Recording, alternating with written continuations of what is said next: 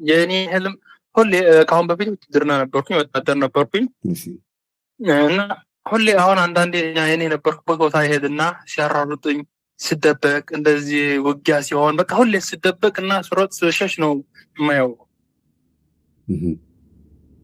በጣም እሮጣለሁ፣ እደብቃለሁ። በቃ ማቃቸውም አሉ ማላቃቸውም አሉ፣ ግን ሁሌ በቃ እደበቃለሁ።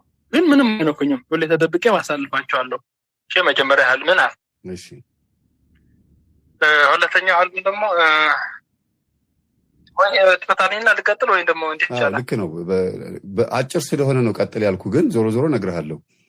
በህልም መሮጥ ስትሮጥ የምትመለከተው ጸሎት ከጀመርክበት ጊዜ ጀምሮ ከሆነ ነፍስህ ከአጋንንት ስራት እያመለጠች ነው፣ ወይም ደግሞ የተቅበዘበዘ የሆነ ልትጨብጠው የተቸገርከው አንድ የሆነ ነገር አለ፣ ግን የገባህ ነገር አለ። መሮጥ እንዳለብህ ገብቶሃል። መሮጥ ሲባል በነፍስ በመንፈሳዊ ህይወት በማንነት ማለት ከሆነ ነገር ማምለጥ እንዳለብህ ተረድተሃል። ግን ሮጦ መደበቅ ማለት ለጥያቄዎችህ መልስ ማግኘት እንዴት እንደምትችል ግራ መጋባት ማለት ነው።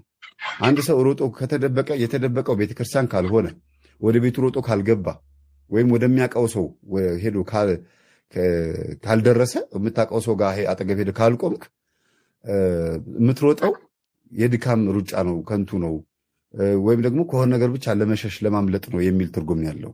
ግን ወደምታውቀው ቦታ ሁልጊዜ ስትሄድ አሁን ተራራ መውጣት ካለብህ እዛ ተራራ ላይ የምታውቀው ሰው ካለ ገደልም ይሁን ምንም ይሁን ብቻ የምታውቀው ሰው ድምፅ ከሰማህ ጥሩ ነው ወደዛ ሰው ከሮጥክ።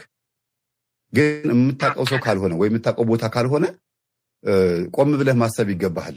አንድ የሆነ በህይወትህ ላይ በከንቱ የሚባክን እድሜ፣ ጉልበት፣ ጊዜ አለ ማለት ነው። የምትደበቀውም ከራስህ ሀሳብ ነው ወይም ደግሞ ከሆነ ነገር እየሸሸህ ነው ማለት ነው ትርጉሙ።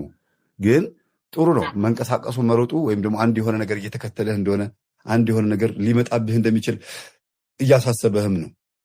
በህይወት ዘመንህ በተለይ በቆምህ በህይወት እያለህ ዝም ብለህ የምትረዳው በኮመን ኖሌጅ የምትረዳው ነገር አለ። ያንን የምትረዳውን ነገር አሳድገው ወይ ወደ መንፈሳዊ ነገር ገልብጠው ማለት ነው። ዝም ብለህ አትሩጥ፣ ቆም ብለህ አስብ። ሩጫህ መልካም ሆኖ ሳለ በከፊል ደግሞ ለሆነ ነገር አካፍለህ ማሰብ የሚገባህ አንድ ነገር አለ ማለት ነው።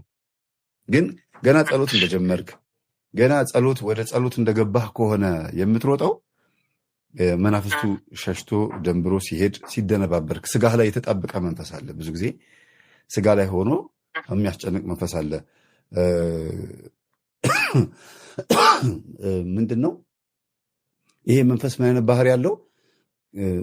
ስጋህ ስሜት ሲሰማው መንፈሱ ይሰማዋል፣ መንፈሱ ሲሰማው ደግሞ አንተ ይሰማሃል። አንተ ሳትፈልግ ሀፍረተ ስጋ የመቆም፣ አንተ ሳትፈልግ ካፍህ የሆነ ቃላት የመውጣት፣ አንተ ሳትፈልግ በህይወት በሰውነትህ ላይ በማንኛውም አካላትህ ላይ የሆነ ሳትፈልገው የሚመጣ የሚታዘዝ ነገር አለ። ያ ሁሉ የሚያሳየው ስጋህ ያንተ እንዳልነበረና የተቆጣጠረ ኃይል እንዳለ ነው። ያ ደግሞ በስግደት ነው የሚወገደው። ቆም ብለህ መንፈሳዊ ህይወትህን አስተውለህ ስትሰግድ ስትጸልይ መንፈሱ ይደነባበራልና በህልም ሲታይ ብዙ ጊዜ እንዲህ ስጋ ላይ የተጣበቀ መንፈስ ብዙ ጊዜ ሲታይ በህልም ያሯሩጣልና ነፍስ ነች የምታየው። መንፈሱ ሲሮጥ ነፍስ ነች የምታየው።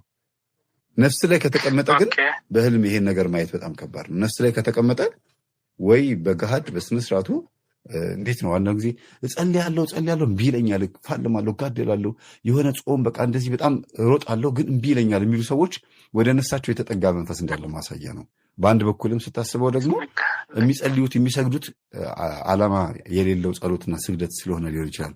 ዓላማ ማለት ምንድነው? መጀመሪያ የነፍስ ጉዳይ፣ ከዛ የስጋ ጉዳይ፣ ከዛ ደግሞ የቤትና ምድራዊ ጉዳይ። ስጋ ጉዳይ ሲባል ይህ ስለ ስጋችን ስለ ማንነታችን ማሰብ፣ ስጋን የማጽዳት ከዝሙት ከሐሰት ከምናምን መጽዳት፣ ከዛ ቀጥሎ ስለ ቤት ማሰብ። እንዲህ ቅደም ተከተሉን ከጠበቅ ነገሮች ይስተካከላሉ ብዬ አስባለሁ። ያው የምትለው ያለ ነው ይሄ። እሺ ሁለተኛም አጭር ናት። ትናንትና ያለ እንኳን አጋጣሚ ትናንትና ጊዜ ነበረኝና ከስታስመጣ ከዛ አርጋኖ ጸልዬ ተኛውና አርጋኖ ጸልዬ ትንሽ ተኛው። ከተኛው በኋላ በቃ በህልሜ በቃ ሁሌ እንቅልፍ ብዙ አልተኛም በብዛት ግን አይመጣልኝም እንቅልፍ። ግን በተኛውበት ጊዜ ደግሞ አንዳንዴ ማልሞት ያለ። አሁን ትናንትና ያለምኩት ስራ ቦታ ሄጄ በትክክል ስራ ቦታዬ ነው በህልሜ ያየሁትና እዛ ስራ ቦታ ሄጄ ኢንፊጅን አለ አይደል? ይሄ ኢንፊጅን የሚወስዱበት ግሉኮስ እንደዛ መርፌ ያለው ጫፍ ያለው የኃይልም የምትወስደው ማለት ነው።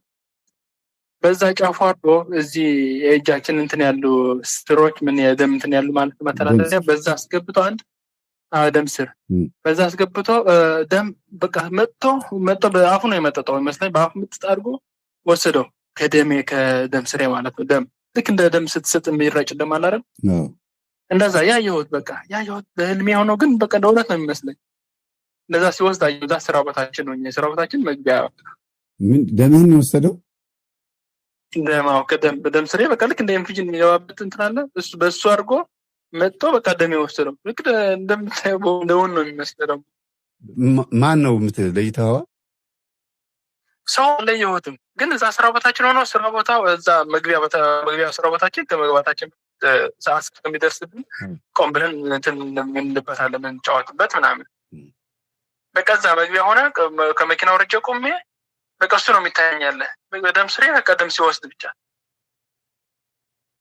አዎ ብዙ ጊዜ ደምህ ፈሶ ወይ ውሻ ወይ የሆነ ሰው መጥቶ ደምህን ወይ ሲረግጠው ወይ ውሻ ሲልሰው ወይም ደግሞ የሆነ ሰው አሁን ደግሞ ሻል ብሎ ደምህን እንግዲህ በሳይንሱ በስሪንጅም ሊሆን ይችላል ሲወስደው ከታየ ከህይወትህ ላይ የሆነ የተካፈለ አንድ የሆነ ነገር አለ። አንተ ሳትፈልገው የሆነ የወሰደብህ ነገር አለ። እድሜህም ሊሆን ይችላል፣ ጊዜህን ሊሆን ይችላል።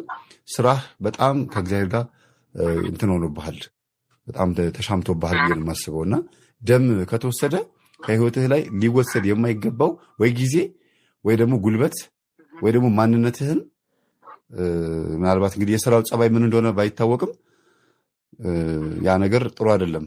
ደም ሲወሰድ ከታየ ጥሩ አይደለም። የስራ ጸባይ ምን እንደሆነ አልጠይቅህም። በእርግጥ ግን ብዙ ጊዜ ስራው ከእግዚአብሔር ጋር የማይሄድ ከሆነ ሙሉ ጊዜህን በቃ አሁን ለምሳሌ ጾም ጸልዩ ወይም ለተለይ ንስሐ ግቡና ቁረቡ ሲባል አረ ገና ብዙ ስራ ሰራለሁ ምናምን ይሉና ጠዋት ሰንበትንም ሽረው ስራ የሚሰሩ ሰዎች አሉ። በጣም በቃ ጊዜያቸውን አባክነው በጣም ገንዘብ ለማትረፍ የሆነ ቤተሰሪ ደም የለውም ይባላል እና በቃ የሆነ ዓላማ እስከሚከናወን ድረስ በጣም ለፍተው የሚሰሩ ሰዎች አሉ። ግን ለድካም ለከንቱ የሚሆን ነገር ነው። ደም ሲወሰድ ከታየ ብዙ ጊዜ ያ ነገር ከንቱ እንደሆነ ከአንተ ውስጥ ደግሞ ከህይወትህ ላይ የሆነ የተጋራህ ነገር አለ። አንተ በራስህ ደም ላይ በራስህ ህይወት ላይ የተጋራህ ሌላ ኃይል እንዳለ ማሳያ ነው። የስራው ጸባይ፣ ደሞዝህ፣ ገንዘብህ ሊሆን ይችላል።